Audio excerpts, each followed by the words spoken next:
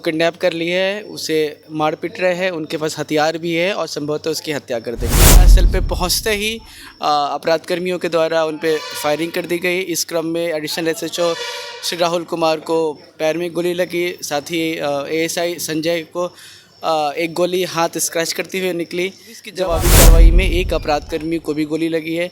सूचना का सत्यापन किया गया और उसके बाद उन सभी अपराध कर्मियों का रूट ट्रेस किया गया। सबसे पहले वहाँ से पुनपुन पीएचसी पहुँचे। पुनपुन पीएचसी के बाद ये इन्हें रेफ़र कर दिया गया पीएमसीएच। सभी अपराध कर्मी घायल अपराध कर्मी को लेकर पीएमसीएच पहुँचे। फिर वहाँ से वो मैक्स हॉस्पिटल गए और मैक्स हॉस्पिटल के बाद यहाँ पारस हॉस्पिटल आए, जहाँ पे उक्त अपराध कर्मी की मृत्यु हो गई। कौन था मोहम्मद हैदर जिसने पटना पुलिस पर पहले फायरिंग की, जिसमें एक दारोगा और एक सिपाही को गोली लगी और उसके बाद मुठभेड़ में उसको भी गोली लगी, जिसके बाद वो हॉस्पिटल गया और हॉस्पिटल में उसकी जान चली गई। हम आपको इसके बारे में पूरी जानकारी देते हैं कि कौन है ये, लेकिन उससे पहले नमस्कार, न्यूज़ फाउंडेशन देख रहे हैं आप और मैं हूं सानिया आपके साथ। मोहम्मद हैदर जो कि एक कुख्यात अपराधी है, अभी कुछ महीने पहले ही जेल से बाहर आया था। हत्या के मामले में काफी समय इसने जेल में बिताया, उसके बाद 3-4 महीने पहले ही जेल से बाहर आया और फिर एक बड़े अपराध को अंजाम देने में लग गया। एक युवक को किडनैप करके रखा हुआ था और उसको जान से मारने की कोशिश में लगा हुआ था, जिसकी भनक पटना पुलिस को लग जाती है और मसौढ़ी पुलिस इनकी छानबीन करने के लिए, इनको पकड़ने के लिए छापेमारी करती है और इसी दौरान मुठभेड़ हो जाता है अपराधियों में और मसौढ़ी पुलिस में। इसी बीच आपको बता दें कि 2 पुलिस कर्मियों को गोली लगती है।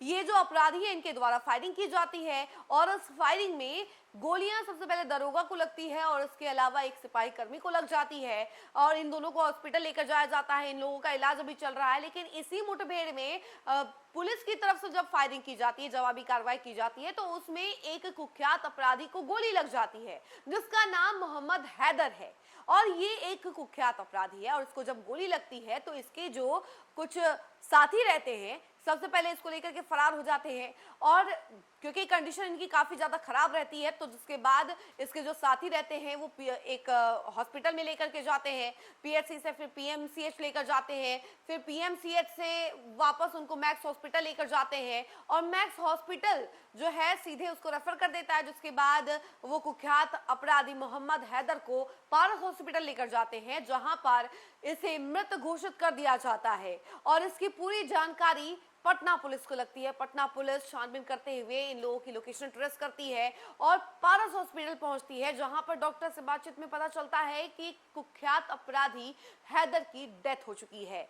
और इन तमाम बातों को खुद परिचय कुमार सारी जानकारी देते हुए बता रहे हैं कि कैसे ये मुठभेड़ हुआ है और कैसे 2 पुलिसकर्मियों को भी गोली लगी है और इसके साथ ही साथ मेन अपराधी, कुख्यात अपराधी जो है हैदर, उसको भी गोली लगी है जिसमें उसकी जान चली गई है। आपको बता दें कि इस पूरे मुठभेड़ में कम से कम 4 से 5 अपराधी हैं, ऐसा परिचय कुमार का कहना है और सारी डिटेल्स वो खुद बता रहे हैं। पहले जरा सुनिए उनकी बातों को और क्या कुछ कह रहे हैं, उनके तमाम बयानों के साथ हम आपको छोड़ जाते हैं। आपको जैसे ये पहले भी मैंने इन्फॉर्मेशन दी थी, ये कल यानी 12 तारीख को शाम के 7:30 बजे के आसपास मसौढ़ी थाना को सूचना प्राप्त हुई कि मनीचक गांव के पास कुछ अपराधकर्मी संभवतः एक युवक को किडनैप कर लिए है, उसे मार पीट रहे हैं, उनके पास हथियार भी है और संभवतः उसकी हत्या कर देंगे। सूचना मिलते ही मसौढ़ी के एडिशनल एसएचओ दल बल के साथ वहाँ पहुँचे। घटनास्थल पे पहुँचते ही अपराध कर्मियों के द्वारा उन पे फायरिंग कर दी गई। इस क्रम में एडिशनल एसएचओ श्री राहुल कुमार को पैर में गोली लगी, साथ ही एएसआई संजय को एक गोली हाथ स्क्रैच करती हुई निकली। जवाबी कार्रवाई में पुलिस के द्वारा भी फायरिंग की गई। पुलिस की फायरिंग को देखते हुए अपराधकर्मी वहाँ से भाग निकले और जो किडनैप युवक था उसे बचा लिया गया। उसके द्वारा बताया गया कि OLX पर मोबाइल बेचने खरीदने के नाम पे इसे यहाँ बुलाया गया था। बाद में इन अपराधकर्मियों के द्वारा उनसे मारपीट कर कि पैसे लूटे जा रहे थे। ये घटना के बाद जो घायल पुलिसकर्मी हैं उनको बेहतर इलाज के लिए एम्स में एडमिट किया गया। दोनों के दोनों ही खतरे के बाहर हैं और इसके साथ ही यह सूचना मिली कि पुलिस की जवाबी कार्रवाई में एक अपराधकर्मी को भी गोली लगी है। सूचना का सत्यापन किया गया और उसके बाद उन सभी अपराध कर्मियों का रूट ट्रेस किया गया। सबसे पहले वहाँ से पुनपुन पीएचसी पहुँचे। पुनपुन पीएचसी के बाद ये इन्हें रेफ़र कर दिया गया पीएमसीएच।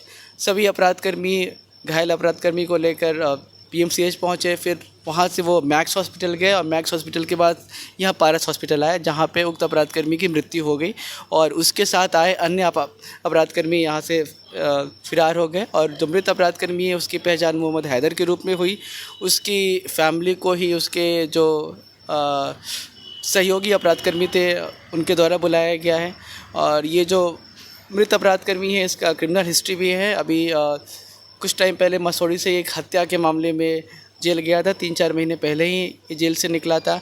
इसके अलावा इस घटना में शामिल जो अन्य अपराधकर्मी हैं उसमें से भी कुछ अपराधकर्मियों की पहचान कर ली गई है और कुछ को डिटेन करके उनसे पूछताछ भी किया जा रहा है और अन्य अपराधकर्मियों की गिरफ्तारी के लिए लगातार छापेमारी चल रही है। कितने अपराधी थे? घटना में कुल 4 से 6 अपराधकर्मियों की बात निकल कर आ रही है। अभी इसका पूरा सत्यापन करना है। जो प्रमुख अपराधकर्मी है उसकी मृत्यु हो गई, जैसे कि मैंने आपको बताया जी। और आगे की पुलिस पहले से तैयार नहीं थी। जो फिरार अपराधकर्मी है उनकी गिरफ्तारी होगी और उनके विरुद्ध विधि सम्मत कार्रवाई होगी।